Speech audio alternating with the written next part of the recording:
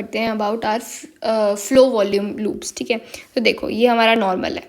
Normal में हमें क्या समझा रखा है इन्होंने, ऊपर वाला हमारा एक्सपिरेशन है, नीचे वाला हमारा इंस्पिरेशन है। ऊपर एक्सपिरेशन के पास वहाँ पर हमारे एक ब्लैक कलर की डॉट है, ब्लैक कलर की डॉट से हमें पता चलता है टीएलसी। ठीक है, एंड जो हमारी पिंक कलर की डॉट है उससे हमारा पता चलता है रेजिडुअल वॉल्यूम। अगर आप टीएलसी में से अगर रेजिडुअल वॉल्यूम को माइनस कर दें, अभी हमने लंग्स के ग्राफ पढ़े थे, तो हमारा क्या बचेगा, वाइटल कैपेसिटी, राइट। अच्छा, the question is can you calculate इस इन तीनों में से आप क्या कैलकुलेट कर सकते हो स्पायरोमेट्री से। Answer is vital capacity, because residual volume हम किससे कर सकते हैं, by only helium dilution method, nitrogen wash out and body plethysmography, and total lung capacity का पार्ट होता है हमारा residual volume, so we can not calculate even TLC by spirometry. ठीक है, ये हो गया हमारा।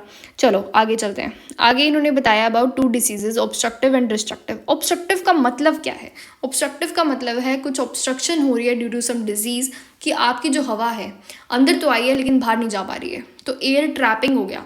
अब आपका ऑलरेडी एयर फिजियोलॉजिकली ट्रैप्ड होता है in form of residual volume, तो वो इंक्रीज हो जाएगा। तो आपकी जितने भी रेजिडुअल वॉल्यूम और इंक्रीज हो गया, तो नॉर्मल हमारा रेजिडुअल वॉल्यूम होता है वो इंक्रीज हो गया। एफआरसी के अंदर हमारा यही तो फोर्स था जो हमारे लंग्स को कोलैप्स नहीं होने दे रहा था, ईआरवी प्लस आरवी। ठीक है, तो ये हमारा जो है इंक्रीज हो जाएगा। टीएलसी भी ओवरऑल हमारा इंक्रीज हो जाएगा बिकॉज एक इंक्रीज हो रहा है वॉल्यूम। ठीक है, अब बात करते हैं हम FE1 की।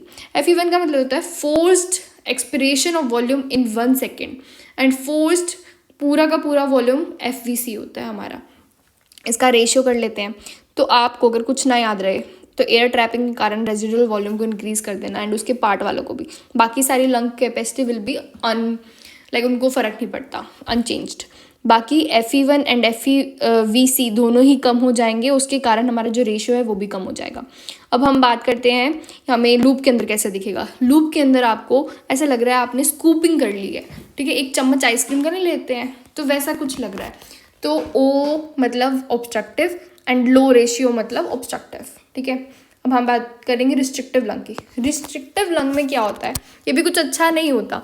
इसमें हमारा एयर ट्रैपिंग ना होने की बजाय इतनी कम एयर हमारी हवा आ रही है कि हम शैलो ब्रीथिंग कर रहे हैं, मतलब वहाँ अंदर हम हवा ले ही नहीं पा रहे हैं, बीट एनी रीज़न।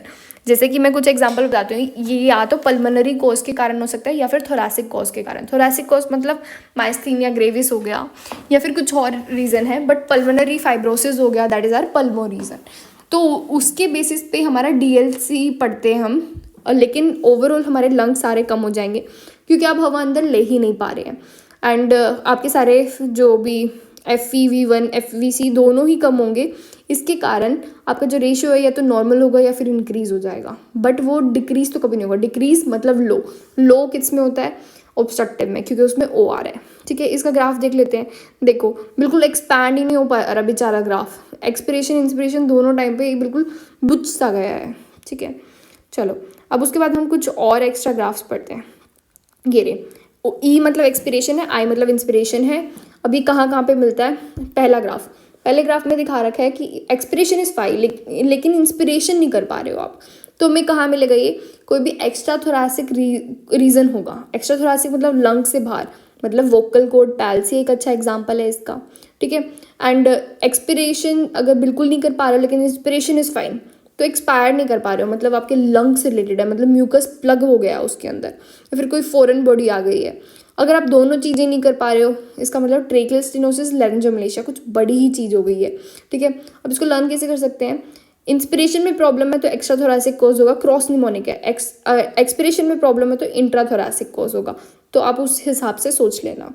ओके, इसके अलावा एग्जांपल बता देती हूँ। ऑब्स्ट्रक्टिव के COPD हो गया, ब्रोंकाइटिस हो गया, उसके अंदर क्या होता है, प्लग वगैरह फॉर्मेशन हो जाता है हमारा, तो या फिर अस्थमा हो गया, अल्फा-1 एंटीट्रिप्सिन की डेफिशिएंसी होगी, इन सब में हमारा एयर ट्रैपिंग होगा। ओके, ये सब था। Thank you.